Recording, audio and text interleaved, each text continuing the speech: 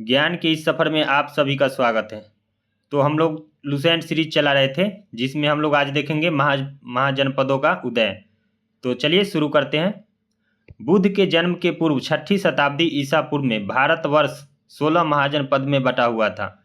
इसकी जानकारी हमें बौद्ध ग्रंथ अंगुत्तर निकाय से मिलती है। यानी गौतम बुद्ध के जन्म से पूर्व भारत कितने कितने महाजनपद में बटा था? 16। और वो उसकी साक्ष्य हमें कहाँ से मिलती है? अंगुत्तर निकाय से।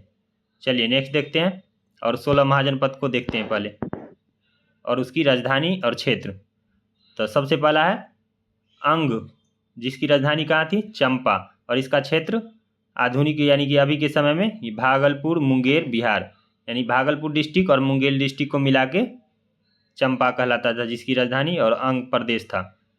चलिए दूसरा नंबर मगध, जो सबसे शक्तिशाली था। इसका राजधानी शुरुआत में क्या था? गिरिव्रज, और बाद की राजगिरी, या बाद में पाटलिपुत्र। और इसका क्षेत्र क्या था? पटना गया बिहार, यानी कि पटना गया का क्षेत्र था। तीसरा देखते हैं काशी, जिसकी राजधानी कहाँ थी? बनारस। काशी की राजधानी बनारस। इसका क्षेत्र क्या था? बनारस के आसपास उत्तर प्रदेश। चौथा देखते हैं वत्स, इसकी राजधानी कहाँ थी? वत्स की राजधानी कौशाम्बी, और इसका क्षेत्र था इलाहाबाद के आसपास उत्तर प्रदेश। चलिए पांचवा देखते हैं हम लोग वाज्य, यानी कि वज्य संघ, यानी वज्य यानी वैशाली विदेह या मिथिला मुजफ्फरपुर एवं दरभंगा के आसपास का क्षेत्र था इसका, और इसका राजधानी क्या था? वैशाली। वज्य संघ का यह एक संघ था। चलिए नेक्स्ट देखते हैं 6 नंबर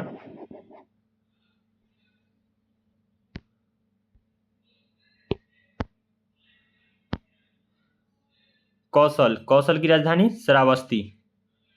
इसका क्षेत्र क्या था? फैजाबाद, वर्तमान में फैजाबाद उत्तर प्रदेश के आसपास का क्षेत्र था। 7वां देखते हैं अवंती। अवंती की राजधानी उज्जैन या महिष्मती। इसका क्षेत्र क्या था? मलवा, यानी मध्य प्रदेश।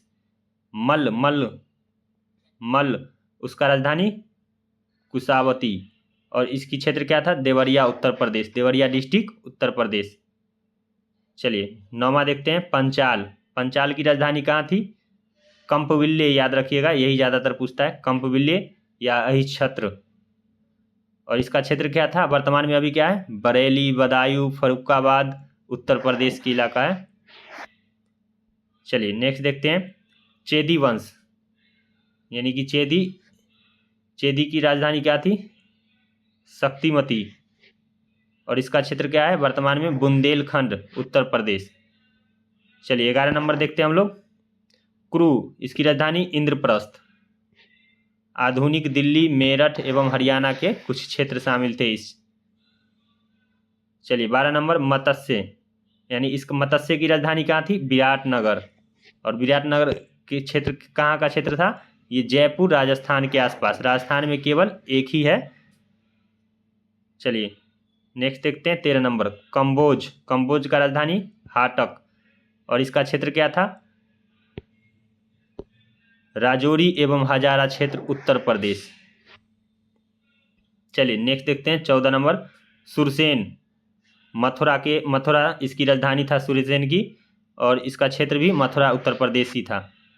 चलिए 15 नंबर देखते हैं आसमक। इसका राजधानी क्या था? पोटली या पोतन। इसका क्षेत्र क्या था? गोदावरी नदी क्षेत्र, यानी दक्षिण भारत का एकमात्र जनपद था। कौन?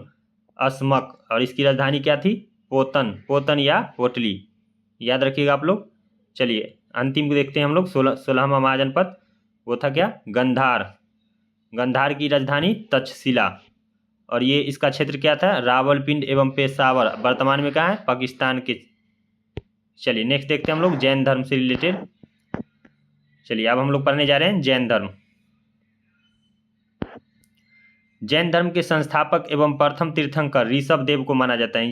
जैन धर्म के संस्थापक एवं प्रथम तीर्थंकर किसे माना जाता है? ऋषभ देव को। जैन धर्म के 23वें तीर्थंकर पार्श्वनाथ थे।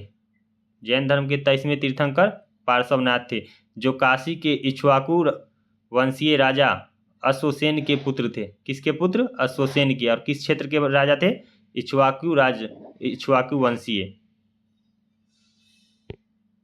इन्होंने 30 वर्ष की अवस्था में संन्यास जीवन की स्वीकार किया था। यानी कि पूछेगा जैन धर्म यानी कि पार्श्वनाथ जो थे, पार्श्वनाथ वो कितने वर्ष की उम्र में यानी संन्यास लिए थे? वो थे 30 वर्ष की आयु में।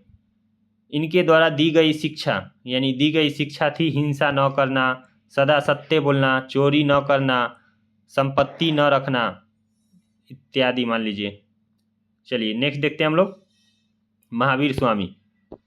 महावीर स्वामी जैन धर्म के 24वें तीर्थंकर एवं अंतिम तीर्थंकर थे। तो टोटल जैन धर्म में कितने तीर्थंकर हो गए? 24, जिसमें सबसे अंतिम कौन थे? महावीर स्वामी। तो याद रखिएगा ये कितने नंबर के थे? 24वें नंबर के। चलिए नेक्स्ट देखते हैं। महावीर का जन्म 540 ईसा पूर्व में कुंडलग्राम वैशाली में हुआ था। यानी महावीर का जन्म कब हुआ था? 540 ईसा पूर्व। लेकिन न्यू एनसीईआरटी में देखिएगा तो 563 ईसा पूर्व लिखा हुआ है। तो 540 या 563 जो आएगा आप मार दीजिएगा। और क्षेत्र का था कुंडलग्राम वैशाली। इनके पिता सिद्धार्थ ज्ञात्रिक कुल के यानी ज्ञात्रिक कुल के सरदार थे। इनके पिता जो थे वो सिद्धार्थ नाम था, वो ज्ञात्रिक कुल के सरदार थे। और माता त्रिशला लिच्छवी राज की चेटक की बहन थी। यानी कि लिच्छवी राजा चेटक की बहन थी और उसका नाम क्या था? त्रिशला। चलिए नेक्स्ट देखते हैं। महावीर की पत्नी का नाम यशोधरा था। यानी महावीर की पत्नी का नाम यशोधा एवं पुत्री का नाम अनोजा प्रियदर्शी था। अनोजा प्रियदर्शनी और पत्नी का नाम यशोधा। चलिए नेक्स्ट देखते हैं हम लोग। महावीर के बचपन का नाम वर्धमान था। पूछेगा महावीर के बचपन का नाम क्या था? तो वर्धमान। ये भी याद रखिएगा। इन्होंने 30 वर्ष की उम्र में माता पिता की मृत्यु के पश्चात अपने बड़े भाई नंदीवर्धन से अनुमति लेकर संन्यास जीवन को स्वीकार किया था। यानी कि ये अपने घर से कितने वर्ष की आयु में निकले थे? 30 वर्ष की आयु में। और किसकी सहायता से? नंदीवर्धन यानी उनके बड़े भाई थे। चलिए नेक्स्ट देखते हैं हम लोग। 12 वर्षों की कठिन तपस्या के बाद महावीर को जिम्बिकी के पास यानी जिम्बिका के समीप तिरजुपालिका नदी के तट पर साल वृक्ष के नीचे यानी तिरजुपालिका नदी के तट पर यानी जिम्बिक के समीप साल वृक्ष के नीचे तपस्या करते हुए संपूर्ण ज्ञान की बोध हुआ था। यानी ज्ञान की प्राप्ति जो हुआ था वह कहाँ हुआ था? रिजुपालिका नदी के तट पर और साल वृक्ष के पास। चलिए इसी समय से महावीर को क्या कहने लगा था? यानी ज्ञान की प्राप्ति जब उन्हें हो गया था तो उस समय से उन्हें जीन या विजेता कहा यानी जाने लगा। यानी जीन या विजेता, आर्यहत या पूज्य और निर्ग्रंथ यानी कि बंधनहीन कहलाए। यानी बंधनहीन यानी कि वो उनका संबंध अब किसी से नहीं है, माता पिता भाई बहन किसी से नहीं। चलिए नेक्स्ट देखते हैं हम लोग। महावीर ने अपना उपदेश प्राकृत यानी अर्धमागधी भाषा में दिए थे। पूछेगा महावीर स्वामी ने अपना उपदेश किस भाषा में दिया था? तो प्राकृत या अर्धमागधी। प्राकृत को ही अर्धमागधी भाषा कहा जाता है।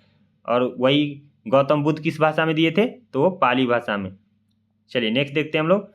महावीर ने अपना उपदेश प्राकृत के बाद नेक्स्ट महावीर के प्रथम अनुयायी उनके दामाद प्रियदर्शनी के पति यानी जामिली थे। यानी जामिली यानी कि पूछेगा महावीर के प्रथम अनुयायी कौन थे? तो उनके दामाद जामिल थे। यानी जामिल उनके प्रथम शिष्य भी थे और उनके दामाद भी थे। प्रथम जैन यानी कि प्रथम जैन भिक्षुनी नरेश दधिवाहन की पुत्र चंपा थी। यानी पूछे कि प्रथम भिक्षुनी कौन थी? तो चंपा थी। महावीर ने अपने शिष्य को 11 गंधर्वों में विभाजित किया था।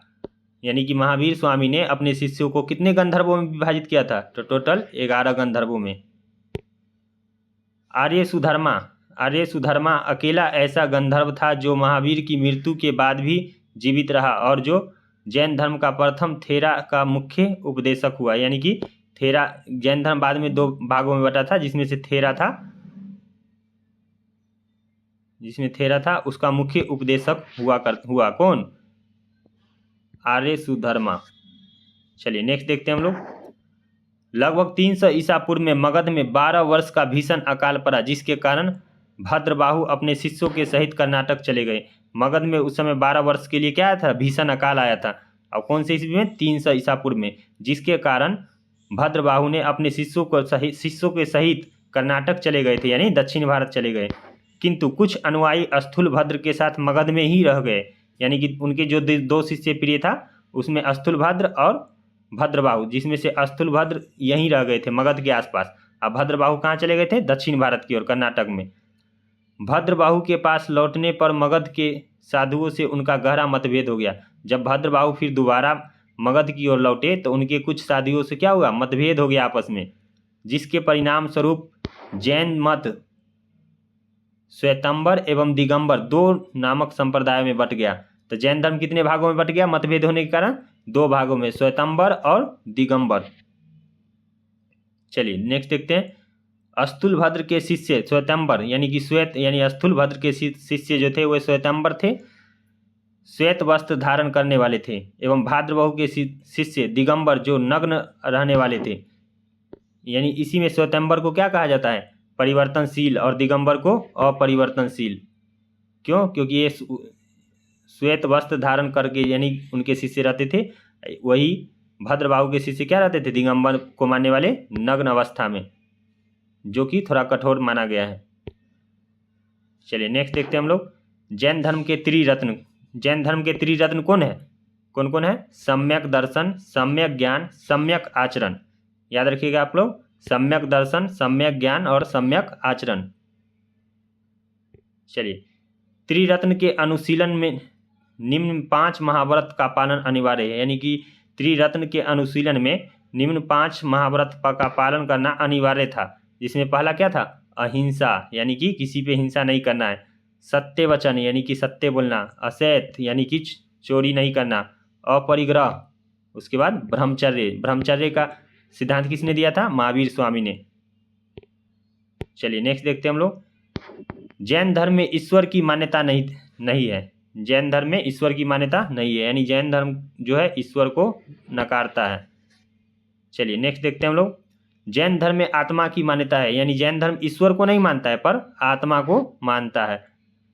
महावीर पुनर्जन्म एवं कर्मवाद में विश्वास करते थे।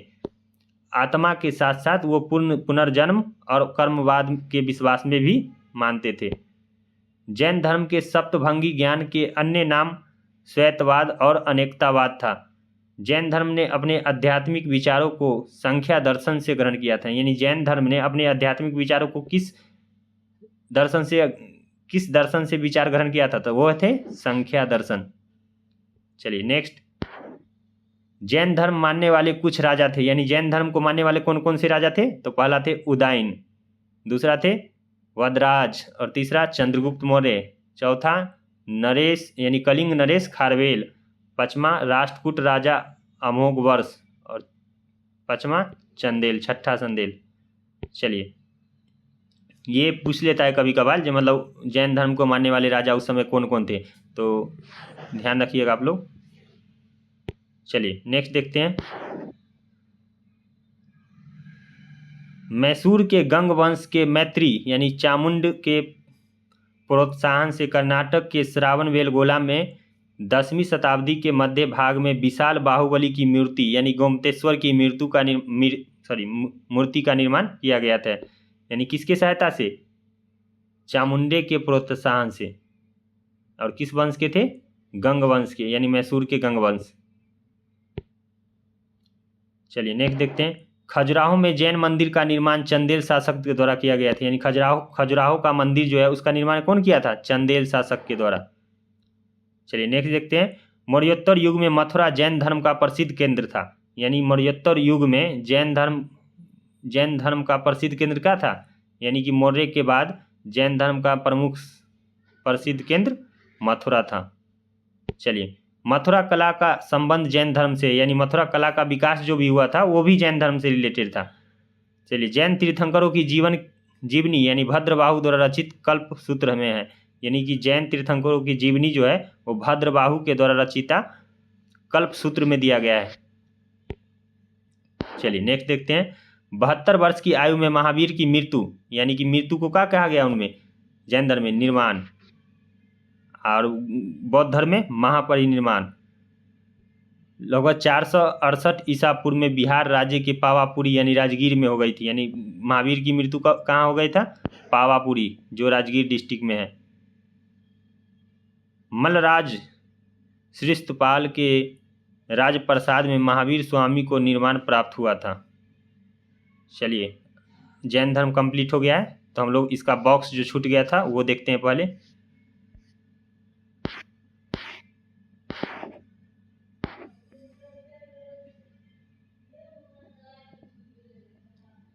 चलिए देखते हैं।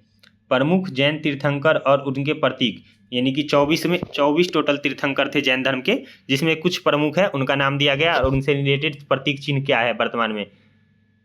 जैन तीर्थंकर के नाम एवं क्रम प्रतीक चिन्ह देखिए। ऋषभदेव प्रथम तीर्थंकर थे, उनको किस प्रतीक चिन्ह से दर्शाया गया? सांड से, सांड। दूसरा अजीतनाथ, यानी कि दूसरा तीर्थंकर कौन थे? अजीतनाथ, उसको किस चीज से दर्शाया गया? हाथी से। और तीसरा संभव, यानी कि तृतीय तीर्थंकर कौन थे? तीसरा तीर्थंकर संभव, जिनको घोड़ा से दर्शाया गया। किससे? घोड़ा से, वही। चलिए, यानी कि सतमा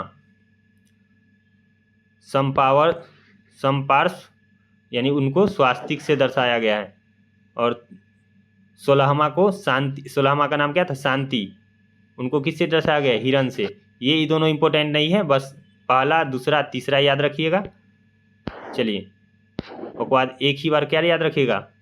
23वां, यानी कि पार्श्वनाथ को, उसे किससे दर्शाया गया? सर्प से। और 24वां महावीर स्वामी, जिन्हें सिंह से दर्शाया गया, सिंह। नोट में, चलिए नोट वाला भी देख लेते हैं। 2 जैन तीर्थंकरों यानी कि ऋषभदेव एवं अरिष्टनेमी के नामों का उल्लेख ऋषभ यानी कि ऋग्वेद में भी मिलता है। पूछेगा जो कौन कौन से तीर्थंकर थे जिनका उल्लेख ऋग्वेद में मिलता है, तो वो कौन कौन से तीर्थंकर थे? ऋषभदेव और अरिष्टनेमी। अरिष्टनेमी को भगवान कृष्ण का निकट संबंधी माना गया। ये भी क्वेश्चन बन सकता है कि भगवान कृष्ण के निकट संबंधी यानी कि निकट संबंधी कौन से तीर्थंकर को माना गया था? अरिष्टनेमी को। चलिए नेक्स्ट देखते हैं, बॉक्स वाला ही। चलिए, जैन संगीतिया देखते हैं हम लोग। तो चलिए देखते हैं प्रथम जैन संगीतिया। तो प्रथम जैन संगीतिया का वर्ष क्या था? 300 ईसा पूर्व, और इसका स्थान पाटलिपुत्र था। उस समय का अध्यक्ष क्या था इसका? स्थूलभद्र। चलिए दूसरा देखते हैं। दूसरा 6ठी शताब्दी ईस्वी में हुआ था, यानी कि मिडिएवल में हुआ था। 6ठी शताब्दी ईस्वी, यानी वल्लभी, गुजरात का क्षेत्र था। और इसका अध्यक्ष कौन था? क्षमा श्रावण। चलिए, तो हम लोग आज देखे हैं जैन धर्म तक, कल हम लोग देखेंगे बौद्ध धर्म। तो चलिए आज के लिए इतना ही। वीडियो अच्छा लगा तो कमेंट शेयर कीजिए आप लोग। धन्यवाद।